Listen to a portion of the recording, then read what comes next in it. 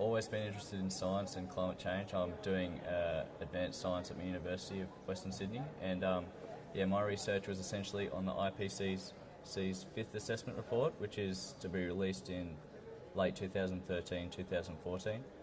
And essentially I was looking at what findings that might be presented within the report and how these findings might impact the negotiations. And what I really found was that there wasn't a huge difference in findings presented in this coming assessment report, the AR5, as opposed to what's already been presented.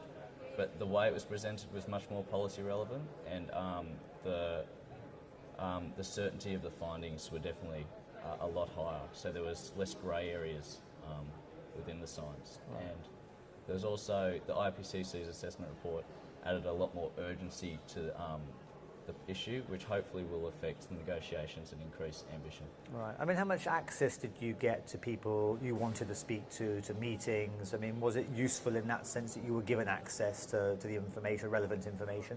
Well, yeah, I've done a lot of research before I came here, and luckily through Global Voices I was actually able to meet with the head of the IPCC, Dr. Pachari, and that was extremely helpful. I also had the opportunity to meet with the other heads of the IPCC and have already been sharing with them my research, and it's been, yeah, a very valuable experience. Right. I mean, you presumably came here with an idea of what these negotiations might be about. How did the reality match your expectation, the thoughts you had before you got here? Was it bigger, more complicated, less accessible, slower than you had expected when you got here?